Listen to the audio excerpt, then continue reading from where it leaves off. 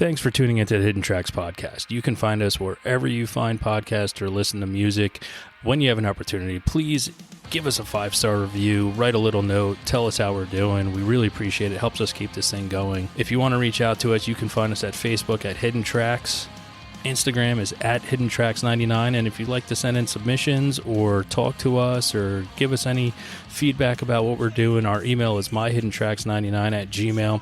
Thank you so much again for tuning in, and I hope you enjoy the show.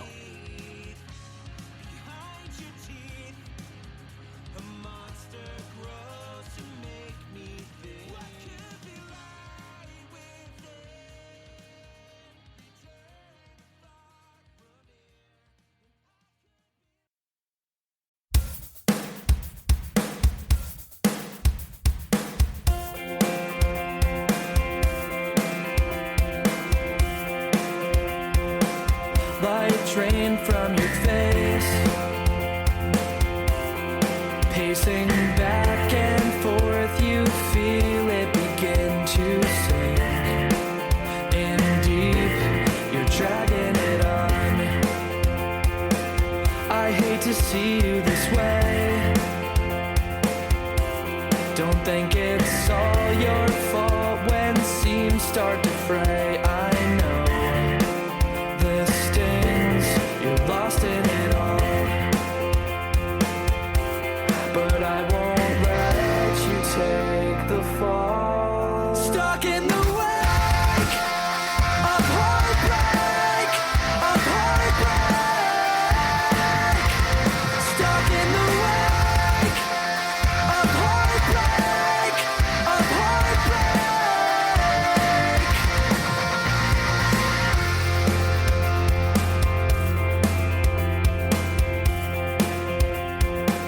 You're missing the chase. I keep watching you make the same mistake, weighed down by what you'll never resolve. Things aren't gonna change if you won't help yourself. No one else here can save you. Give this what you've got before it's gone. She's just leading you along. Stuck in the wake of heartbreak, stuck in the wake of heartbreak,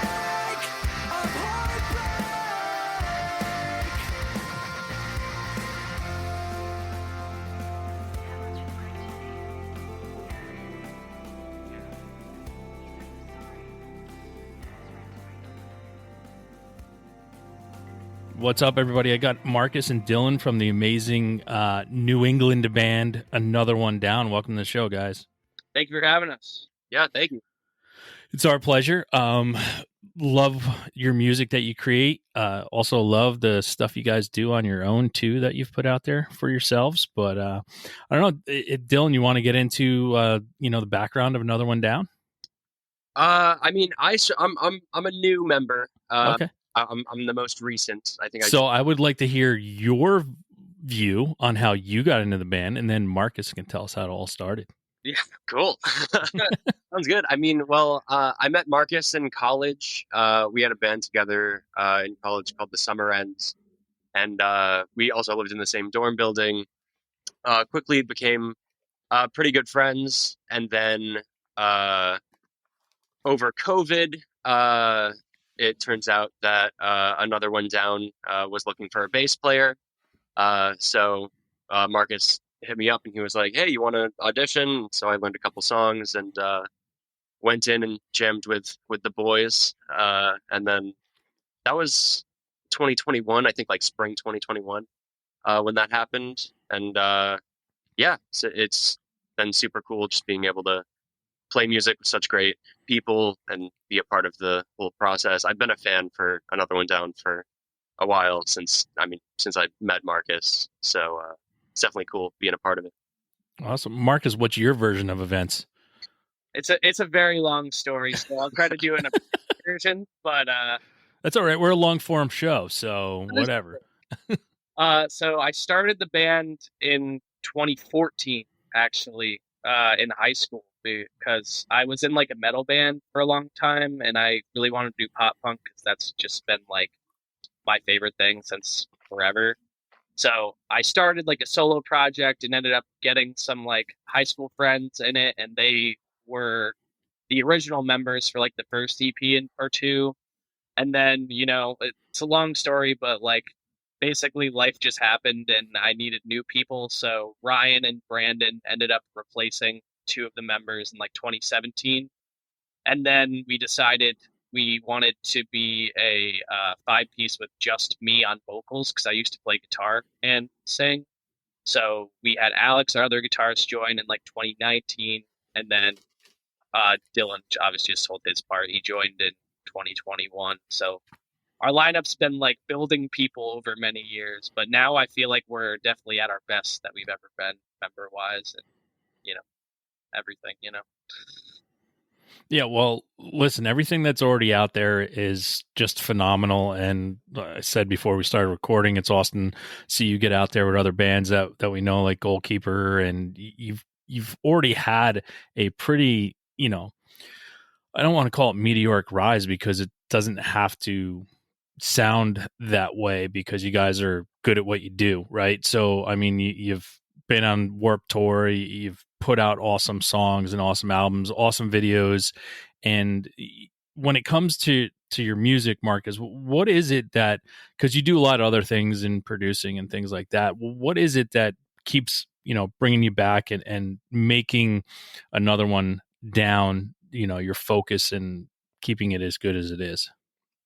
I think like the main thing for me is I do love producing and like doing other musical things, but it's kind of the same thing that like drew me to trying to make music my career and going to Berkeley and everything in the first place, which is like nothing really makes me feel the same way as like writing my own songs and performing them too.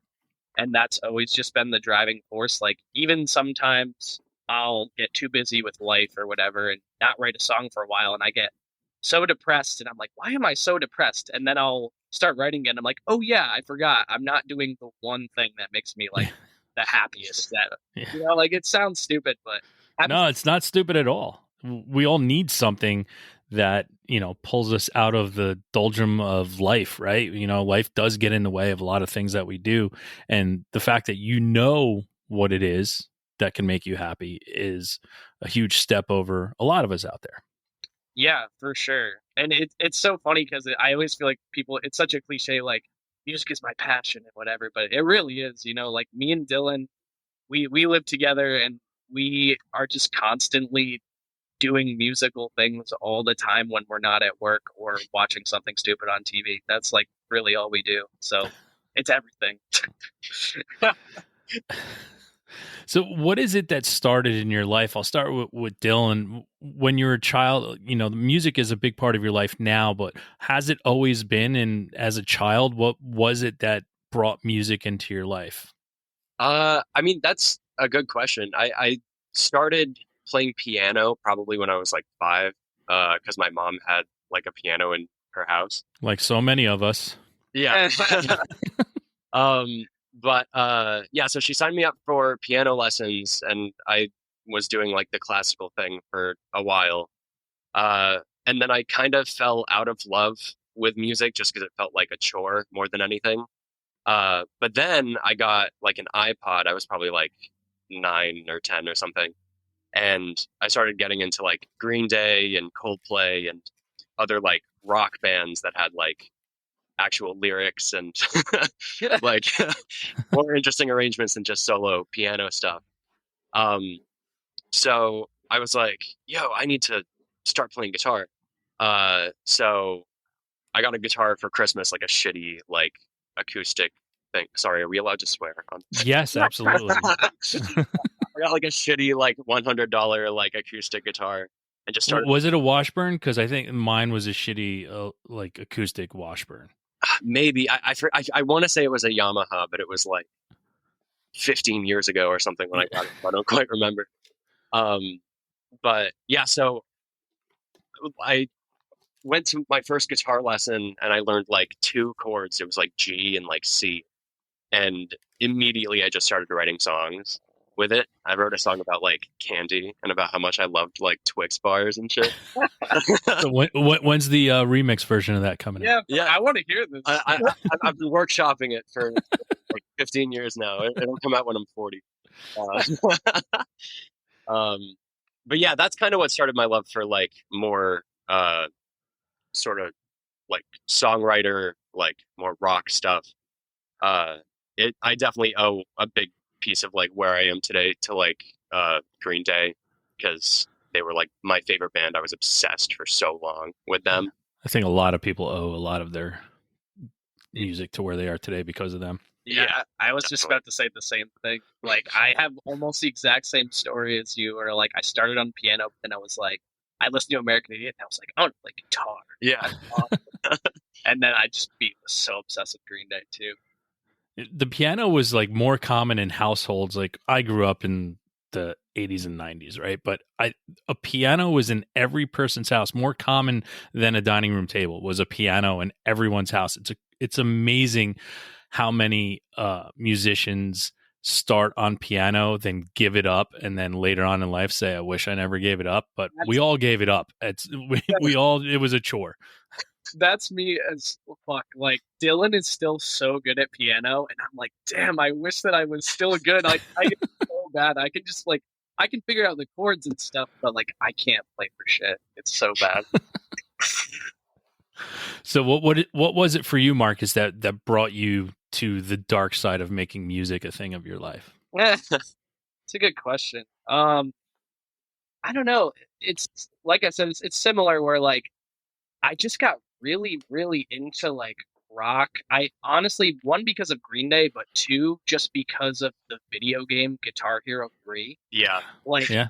I was obsessed with that game. I would play it every day, and like that got me really into like classic rock and 80s metal and everything.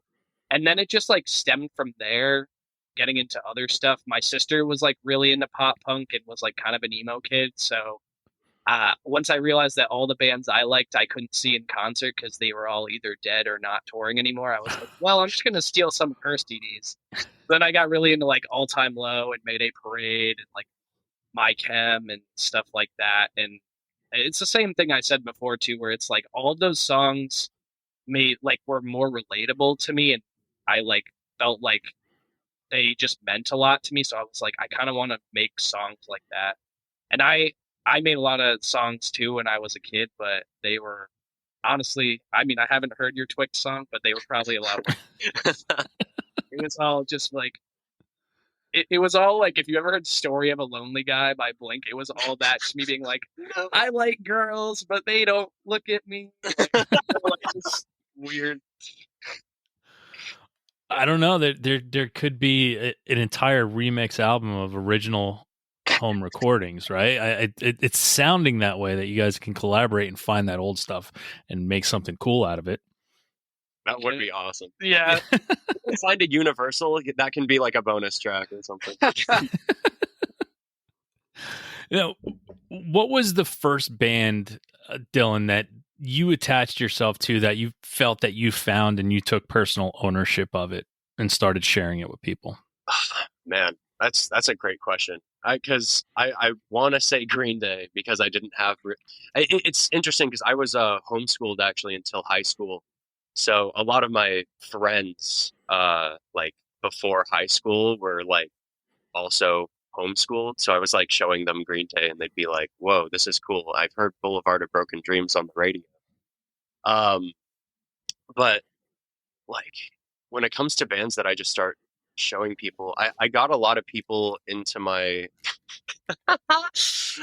So in high school, I definitely had a quick phase where I only listened to like white hip hop artists.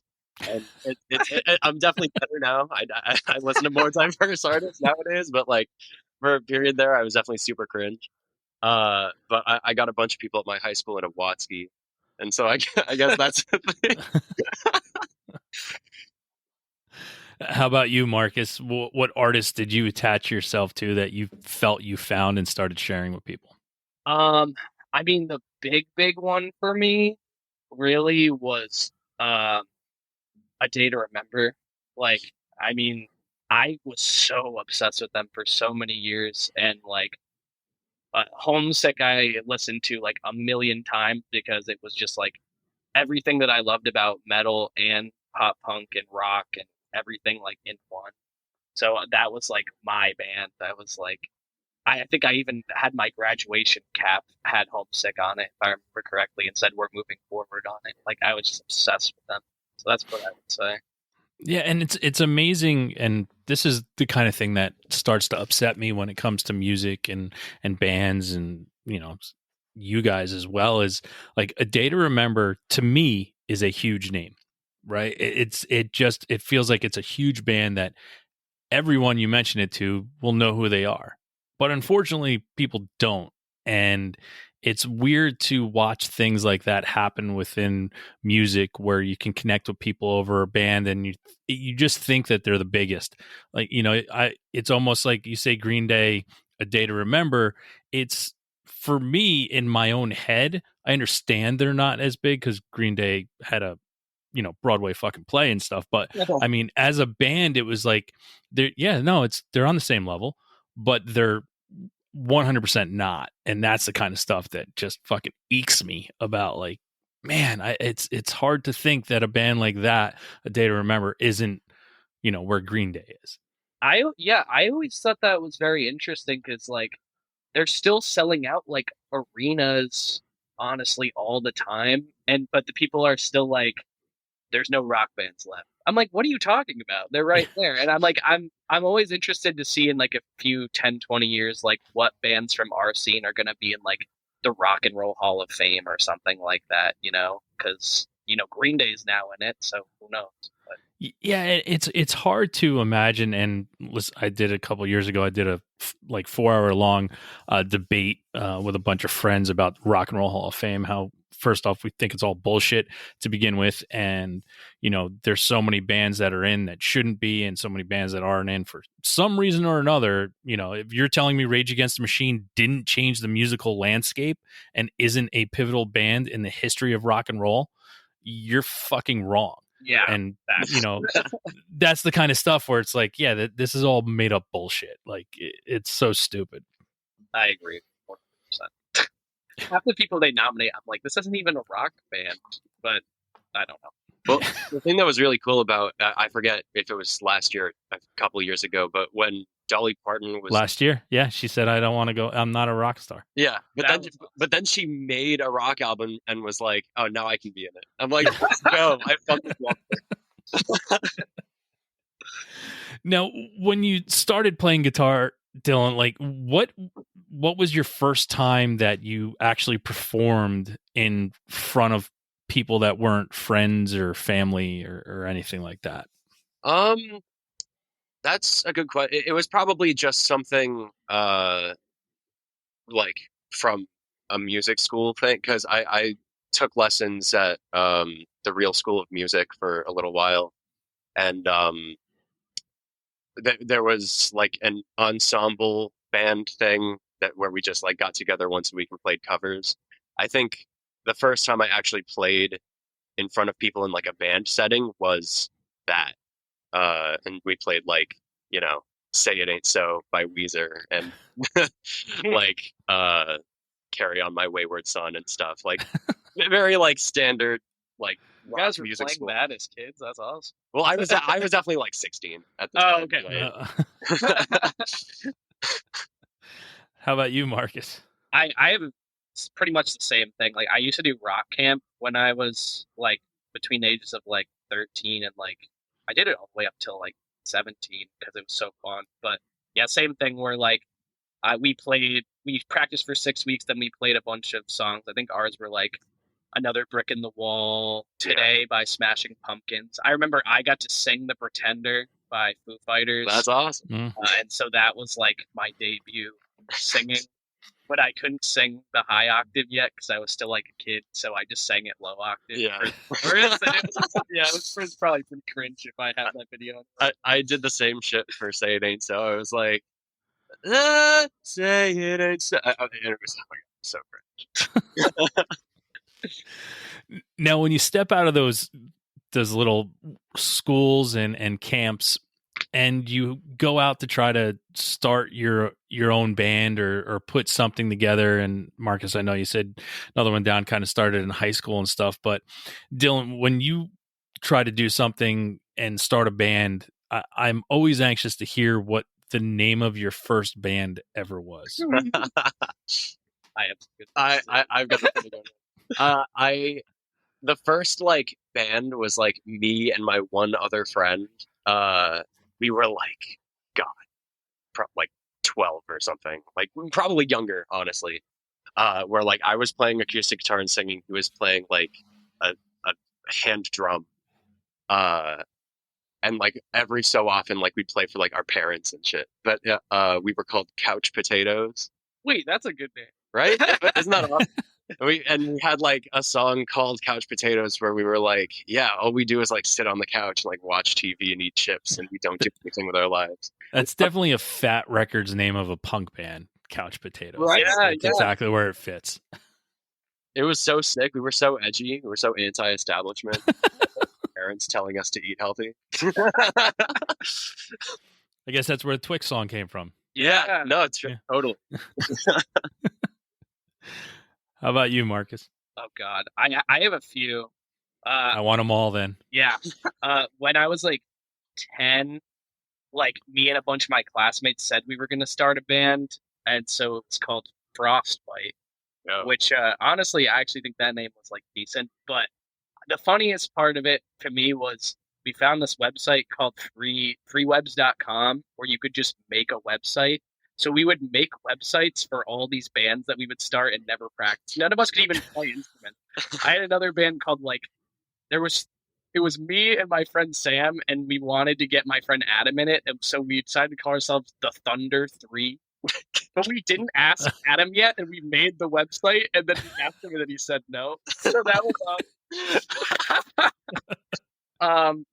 and then even with like when I actually knew how to play guitar, like the projects I had early on, we were called like one was someone pitched Reverse Theory, but we didn't know there was a band already called Rev Theory, so we were like a band for like 6 months, and we're like, what the hell? There's already this other band. Yeah, I don't know. Those are the best ones I can think of, but there were honestly way more.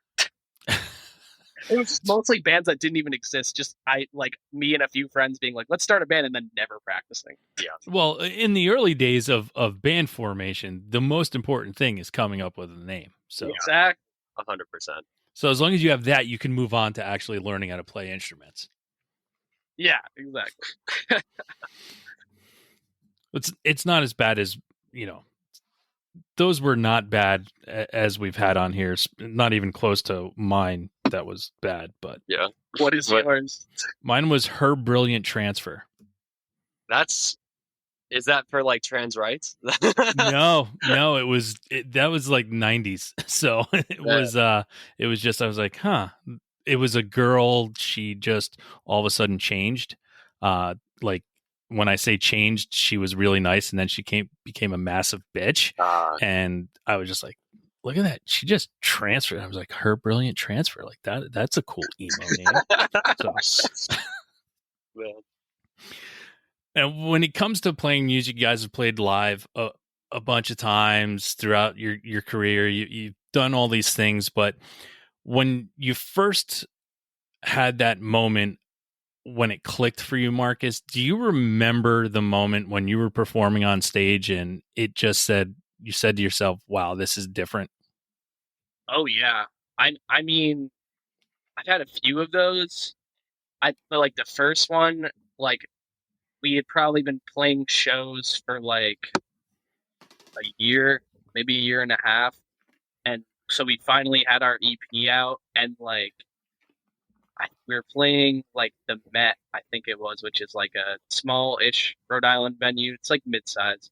there were a lot of people there. Like all of our friends were there because it was like the holiday show for our scene, and like people knew all like not all the words, but like a lot of the words to like most of our songs, and like that. I think the first time you have that experience, that's when you're like, I want to do this forever, because like there really is no feeling to describe seeing like something you wrote in your bedroom, like first off come to life on a record, but then like have other people know it and like recite it back to you in front of your own eyes. Like it's really crazy, and Yeah. it still blows my mind sometimes when we play shows and like you get like people that come to all your shows and know all the words, like because that happens like a fair amount, which is cool. I don't know. Yeah, well, in today's day and age, don't you think it's a little easier when it comes to like finding out if people really care, especially with like downloads and followers and stuff like that? Yeah, I'm especially with like Spotify streams too. Like, I mean, I know a lot of it could just be you're on a playlist, but like, you can see like things go up and down, and like see and like correlate that to like what songs people get the most hype to live, I think, and even just see like obviously with social media, like people that post about you and like comment on your YouTube videos or tweets or whatever. Yeah, or cool podcasts that reach out to you to be on a show, right? Exactly. Yeah, Right. it was great when I got the email. Now, when you're growing up, this happened to me, so I usually ask the two-parter. And Dylan, I'll start with you. What was the first concert you ever went to, and what was the first one you got to pick to go to? Oh, that's a good question. The first concert, I mean, I think my mom took me to like Jimmy Buffett when I was 2 or something. Deadass? Yeah. That's awesome. I remember 0% of it. So I'm not going to count that. That's all right. I was dragged to Kenny Rogers, and the only thing I remember is, and I was a little kid, is like a bra. A woman threw a bra on the stage, and I asked my mom why she took her underwear off. That's awesome. But yeah, the first like show that I went to that actually like impacted me was I got to see Coldplay on the Viva La Vida tour. You never told me that. Have I not? No, that's awesome. It was so fucking awesome. It was so sick. And Coldplay was like one of my favorite bands at the time too, because like at that point in their career, they had a damn near perfect discography. But yeah, and it was also I think I saw like right after Michael Jackson died too, so they did like this like medley of Michael Jackson songs like halfway through the set, which was super cool.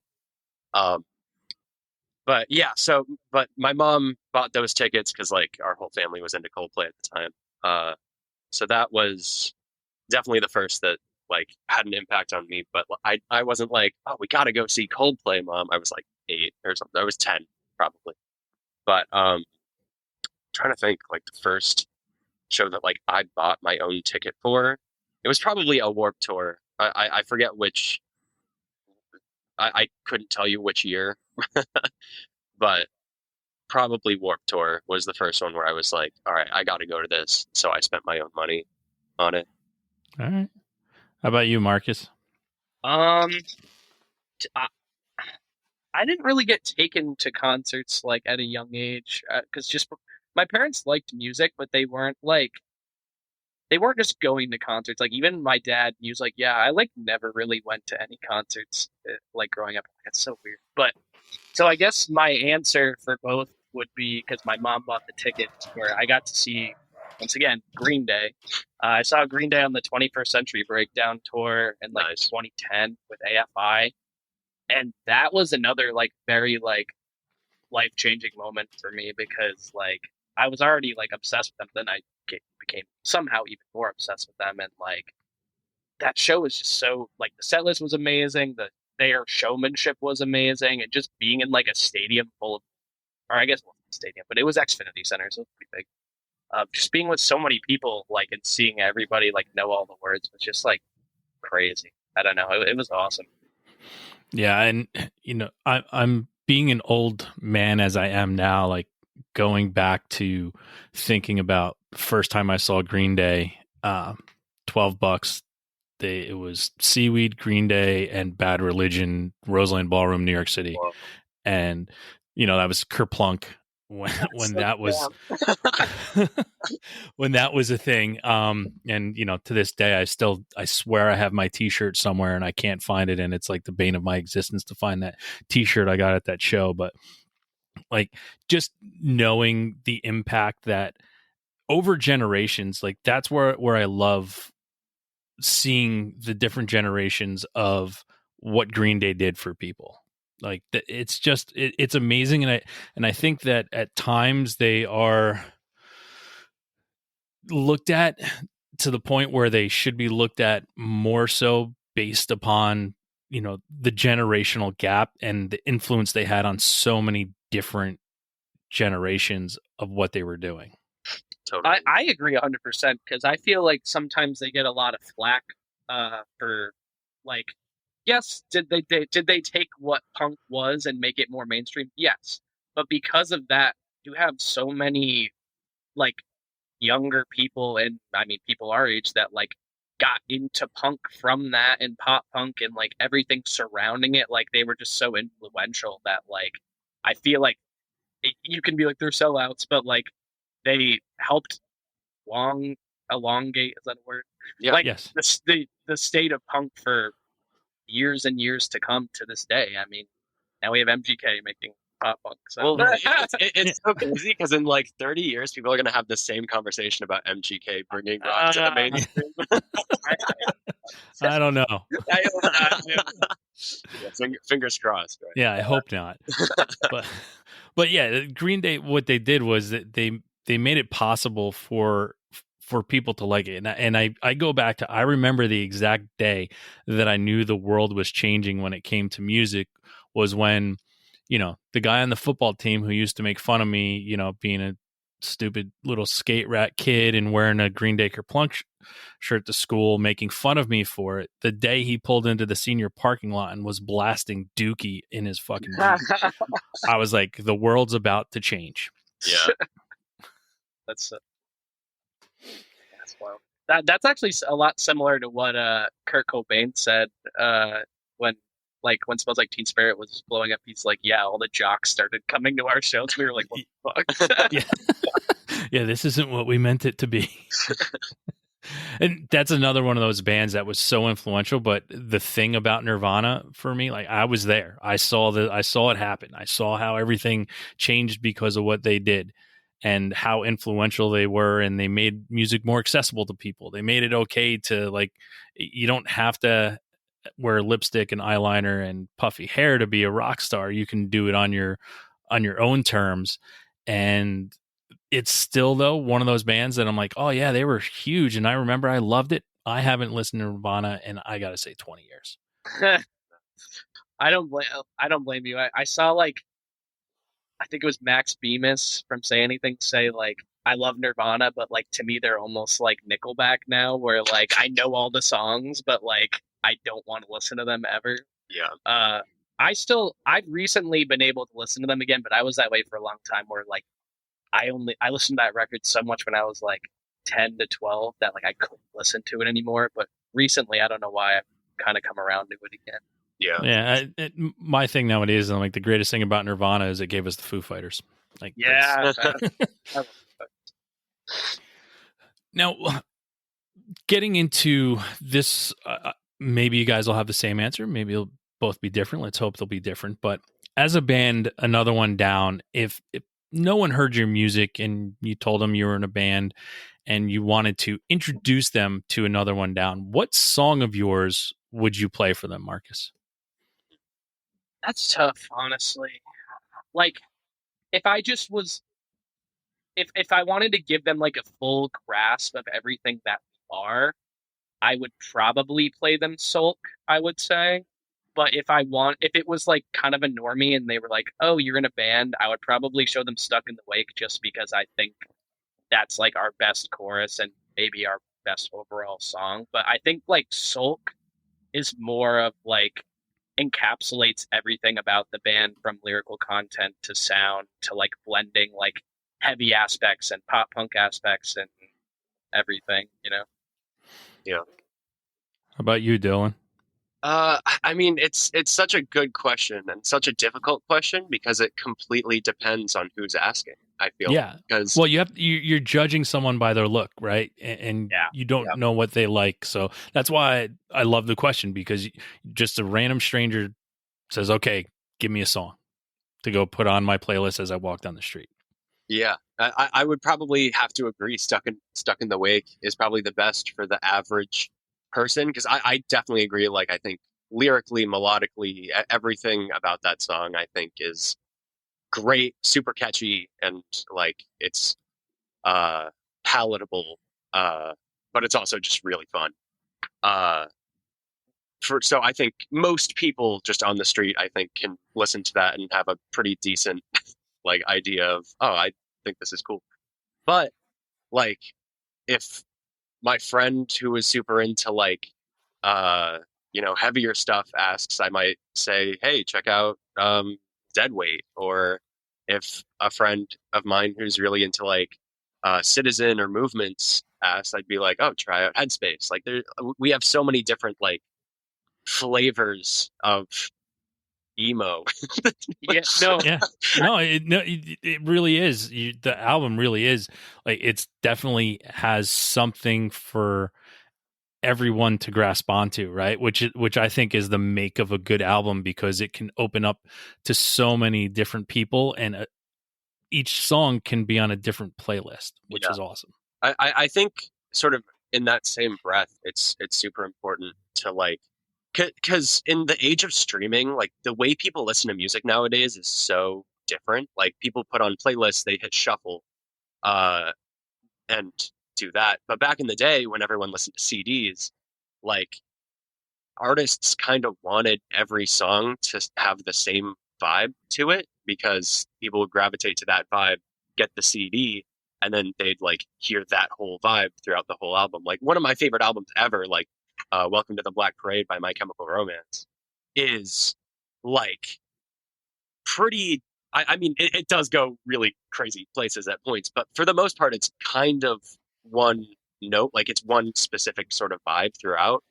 Um, but like nowadays, if a band puts out an album that's all exactly the same from front to end, like I feel like there's a lot of opportunity lost there for experimentation and growth. I 100% agree. I think that was very much purposeful on our record, or especially that was my like headspace, no pun intended, going into it was like, uh, I just have so many different influences and I wanted to put it all onto one album. And I really don't like when bands will release the same song 11 or 12 times in like almost the same key every time. I can think of like 3 bands off the top of my head that do that. And there's still bands I like that do that. But it's just not what I want to do, because I think I would get bored and I think you would get bored too. Yes. And yeah, that's why like even I remember showing like my friends like who had heard old AOD, like Erase Your Existence, for example, like the piano song. They were like, "You're gonna make this an AOD song?" And I was like, "Hell yeah, I am. I don't give a fuck." Like it like putting that next to like Deadweight on the same album is so sick. In my opinion. No, and that is a big thing, and I usually go back to one band when I say once they found their formula, I was kind of out, because every album started to sound like that, especially when they went on a 3 album run of three of the best albums, like in my top 50, all three place. And that's Jimmy Eat World, like Static Prevails, Clarity, and Bleed American. They went on a 3 album run where it was absolute perfection, everything they touched. And from Bleed American, they were like, well, we got some MTV play, we found our formula, what people like. And then they didn't change it until just recently. Yeah, I would even say like you can even hear the change from Clarity to Bleed American, because I always listen to like the old version of Sweetness versus the new version of Sweetness, and I love the old one's vibe so much more, and you can see how they like kind of tamed it down, and I get why, because like I don't know, good for them for getting like the mainstream stuff, but like I don't know, it just doesn't have as much power.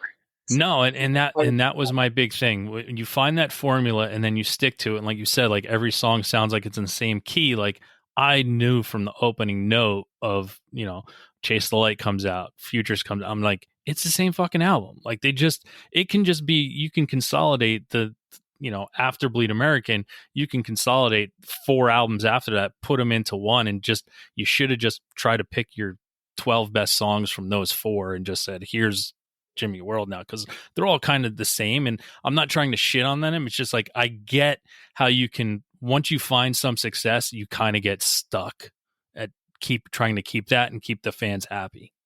Yeah, I can think of so many bands that I could bring up, but I don't want to be like just talking shit about a bunch of bands, because a lot of them are bands I like too. But like, that's all right. I'm the host. I'm allowed to do that. Yeah. What's gonna happen?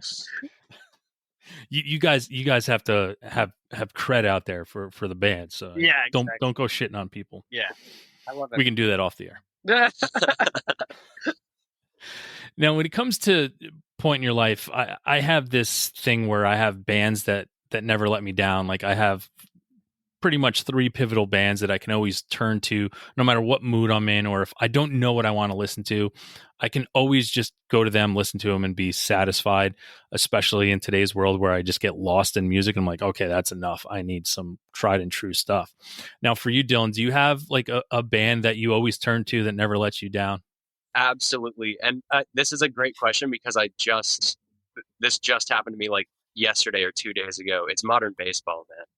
They're so good. I think like every point in my life where I was like at my lowest, like I'd put on Modern Baseball and it would help me get through it. And like, it's definitely one of those comfort bands where, and granted, they're not around anymore. They only have 3 full-length albums. So like, I know all of their songs by heart pretty much. Yeah. But it's like, it's so comforting to like put on like Holy Ghost and then go on that emotional roller coaster and then think about other times when I was like going through some shit, and just like knowing I got through it with their help. Nice. That's a good one. And I was lucky enough in my life to be able to see Modern Baseball. So yeah, me too. Yeah. Marcus. Dude, mine has to go to Paramore.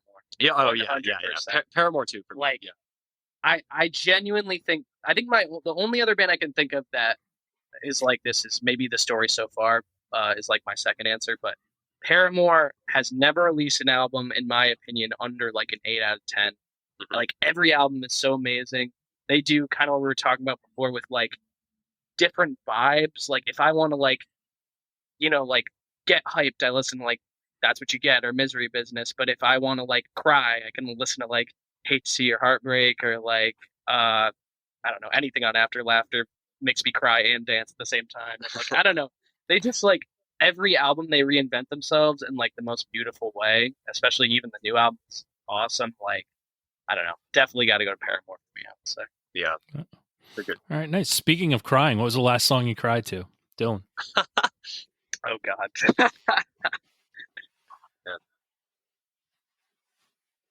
That is a good question. I think I have mine. If you want me to go first. Yeah, go for it. I'm so thinking.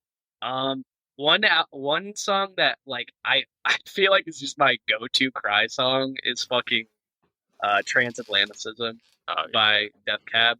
Like that album in general was just such a big influence, especially on our last album, but like it just builds and gets so emotional the entire way. And like I don't know, like sometimes I'll just be driving to it and just start tearing up, which is like so sad. But that's a good one actually, because I don't oftentimes cry at songs. Like I cry at movies all the time. I'll cry at a fucking KFC commercial if you give me the chance.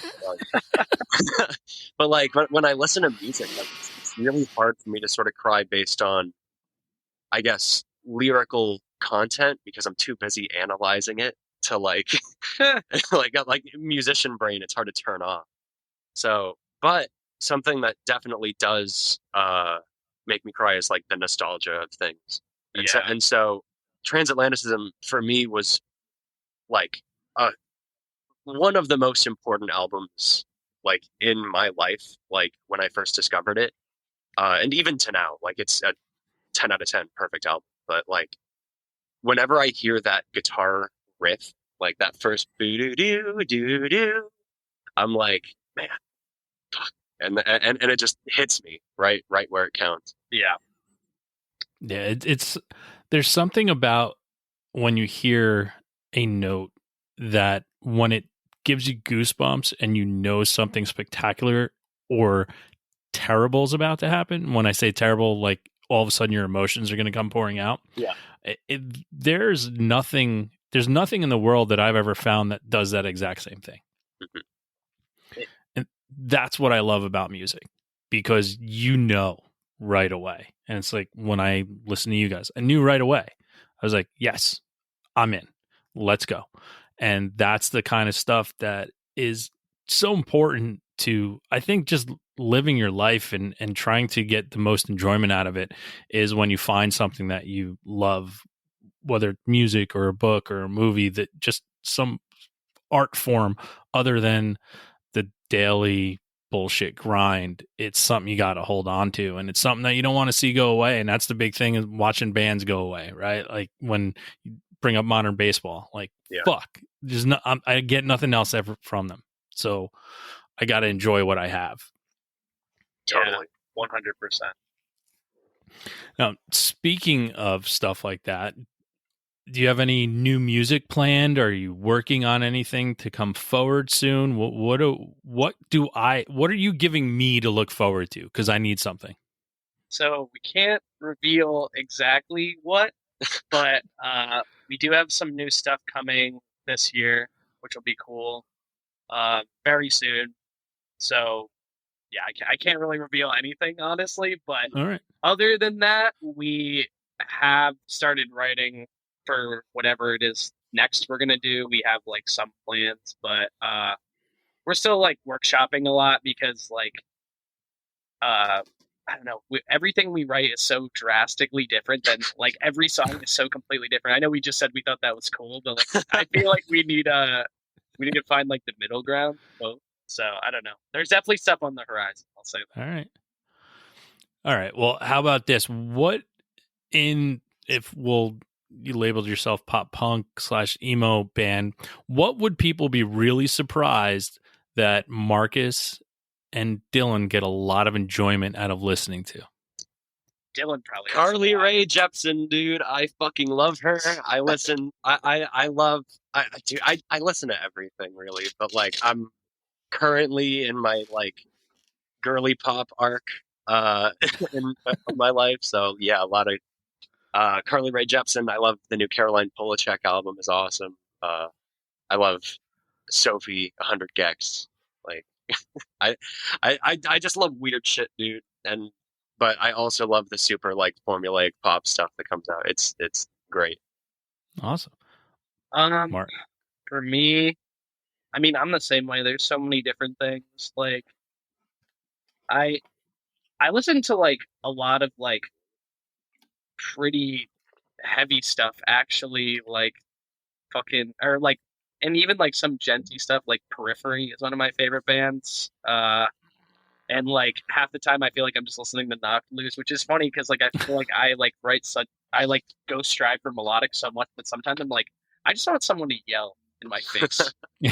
So I don't know, that's not that weird, I guess, but I'm the same way where like I listen to some rap and some pop, and I don't know, I kind of just like good songs. I'm trying to think of not just only white rappers like Dylan. Yeah. Scott Watsky, bro. Like, I don't know. I wish I had a better answer. Like, I bet you one week. I do too. Asked, something better.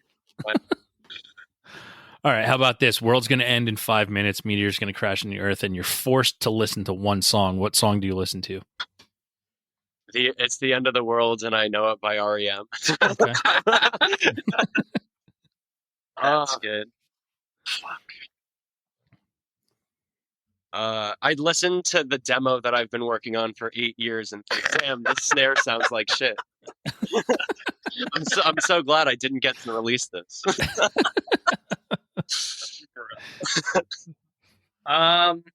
That's my favorite answer so far in all the years of the show. I'm glad I made it on the fridge. God damn. Dude, I'm blanking today. I feel like my answer would have been transatlanticism again, honestly, and I don't want to say it again. Well, that's 7 minutes. You have 5, dude. Oh, true. I had 5 minutes. Well, I mean, yeah, I mean, Doctor. if you pick a song, if you pick "Stairway to Heaven," that's your fucking fault, right? Like, Yeah. you're not gonna get all the way through. I'm gonna pick El Scorcho. Honestly, good pick. Great song, yeah. Just the drum beat coming in, yeah, that's perfect. If I had to choose a real answer, mine would probably be "Love Song" by Sarah Bareilles. That was the first song I ever bought on iTunes, and definitely is. If I had to like choose a favorite song of all time, like it would probably be that. Like it's just so good. Now, when you bought it, was it 69 cents or 99 cents or $1.29? So it was 99 cents. But I remember I was pissed because I was like 10 years old or whatever, and I bought it for 99 cents. But then the week later, it was on sale for 69 cents. And I was like, bruh, I could have saved 30 cents. I could have bought a whole gumball or something. That was my iPod, like buying stuff on iTunes experience. I would just wait until those 69-cent ones came out, and I was just like, all right, let's because you'd get, when it was 69 cents, you'd get 30 seconds of a song. When it was 99 cents, you got a minute 30 of a song. So you had a pretty good gauge on what you were going to do. Yeah, totally. I bought so many 69-cent songs. Like I bought like a bunch of like songs from the Miley Cyrus or the Hannah Montana movie and stuff from iTunes 69 cents. Like, dude, I remember the iTunes 69 cents thing like really helped a lot of bands. Like I always think about Animal by Neon Trees. Oh yeah, it's a 69-cent song, and then it like blew up. I was like, whoa, this is awesome. Well, that's also at that time, like I go back now, and since everything has kind of transferred to Spotify and everything, like I uploaded every single CD I ever owned, and I gotta probably say close to 5,000. Yeah. So it took me 3 years by putting a disc into my computer and getting them all on the iTunes. And then I dove into buying 69-cent songs, where now sometimes if I just hit shuffle on my stuff pops up. And I'm like, I don't even know what the hell this is. This is fantastic. And I look at it, I'm like, I don't even remember this. But it's just one of those, it's a crazy jukebox thing to do, because I still have my iPods too. And I'll put it on, I'll just hit shuffle and let it play through on my stereo. I'm like, I don't even know. Like, and we try to play the game, who is this? And forget it. Like, I'm just lost now. I still listen to music that way. I just shuffle my entire library, and then it'll be like Cannibal Corpse, then ABBA. Like, that's my answer. ABBA. Yeah, that's my answer. That's a terrible answer. I don't want to. Okay. On that note, well, we're in the middle of the day, and I appreciate you guys taking some time out of your day for this. So now that we're in secrecy of things that you're doing, that's totally fine. But I'd like to give you an opportunity to tell everybody how to find when the secrets come out, like all your handles and stuff. How to find what it is Another One Down's doing. For sure. So on Twitter, we're at Another One Down _. On Insta, I think we're at Another One Down RI, and same thing on Facebook. And we're also on TikTok now. Yeah. I think that's also at Another One Down _, I believe. And we're trying to post really dumb stuff on TikTok, so definitely follow us there. I love how you're trying really hard to post dumb stuff. So, oh yeah. Like, yeah. Everyone's like posting the cringe. Did we just write the song in the summer? And we're like, we definitely did. But here's Dylan making a weird face with sunglasses on. Like, All right. Well, we're going to move into our last segment here. So I guess pull up your playlist or whatever it is. It's our weekly threes. It's 3 things you're listening to right now that you'd like people to check out. So whoever wants to go first. We actually have playlists on our Spotify artist page where we put stuff we're listening to. So this is easy. Do you want to go first? Sure. 3 songs. It could be anything. Yeah, 3 bands or 3 songs, whatever you want. Yeah. One of them, just because I currently right now, one of my go-to album is the new Caroline Polachek album, Desire I Want to Turn Into You. The song Fly to You featuring Grimes and Dido is awesome. That's a big one for sure. We were talking about Paramore earlier. Running Out of Time. Is so great. I love that song a lot. It hits me right where it needs to. And then I guess a third one would be Hurricane J by the Hold Steady. I've recently gotten into them, and they're pretty sick. I think their lyrics are really great, especially in that song. I was also going to say Paramore, so I won't. But I'll go with, first off, Dylan got me really into Porter Robinson. So I've been listening to Get Your Wish a lot by Porter Robinson. That song just like makes me feel really good all the time, which is nice. I need more music like that and not depression music. Another song that I found on TikTok is Rerun by Honey Revenge. They're like a newer band from LA, but it's like the catchiest fucking chorus I've heard in pop punk in a really long time. So definitely will give them the shout out on that. And then lastly, I just recently started getting really into this artist called Phony. I've been listening to for a while. He used to live in Boston and he moved to LA recently and just dropped this record. God, At Some Point You Stop, it's called, and I've listened to. It's awesome. It was on my weekly threes recently. Dude, he's great. I've been listening to The Middle from that album a lot. I think that, I don't know, there's just something really cool about that record. It's like haunting, but also pop, but also emo. It's really cool. It's definitely a great kind of like transient album. Yeah, it's awesome. Awesome. Good threes, fellas. Now my threes for this week. My first one is Cleveland Avenue. They have a single out called Lucy, Chicago pop-punk emo band. Really good. Next is Harpoon the Whale. They have a self-titled album. They're from Wyoming. Not a lot of music really ever comes out of Wyoming, but this is something you got to listen to. It's a self-titled album, Harpoon the Whale. It is just, it kind of, as I coined the term, nostalgic, brings you back to, that nostalgic feeling of all different types of music, but it's new, so it brings it up to date, and it's really cool. So, oh yeah. Then last but not least, band called Intervention. The World is Screaming is the name of the album. They're Jacksonville, Florida, pop-punk, emo. So those are my 3 for this week. Shout out Cleveland Avenue. They're dope. Yeah.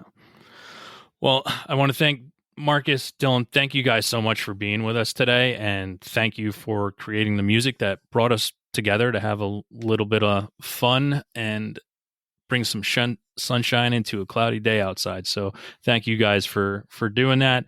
And I appreciate everything that you guys do. And we're really looking forward to some awesome stuff in the future. Hell yeah. Thank you, Shane.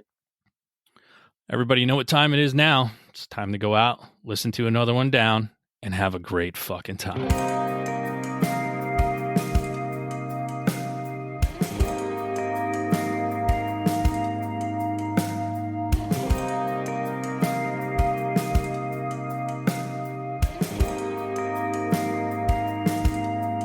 Feel like a prisoner trapped inside of my own skin.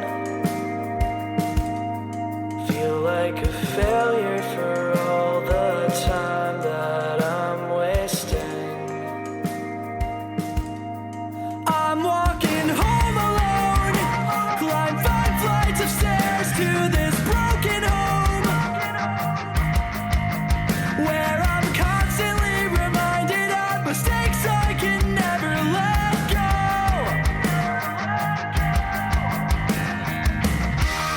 It's pushing me over the edge,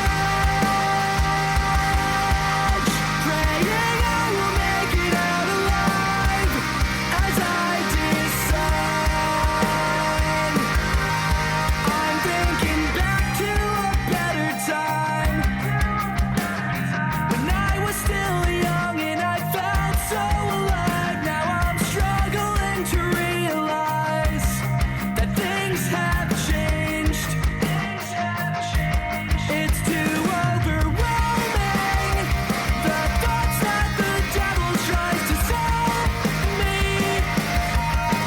Please someone tell me that life won't always look this great. It's pushing me over the edge, praying I will make it out alive as I decide.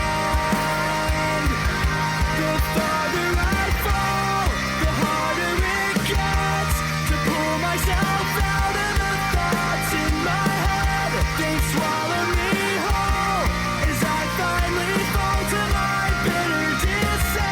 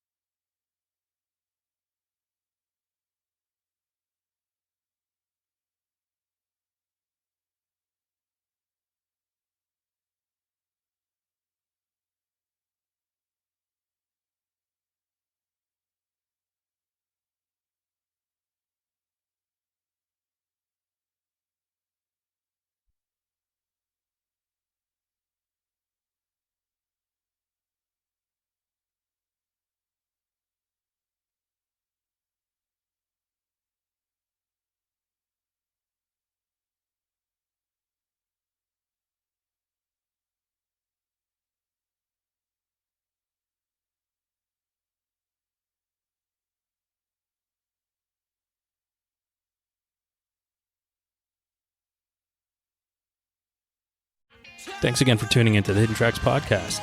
We hope you enjoyed this week's show. Don't forget to follow us on Instagram at HiddenTracks99.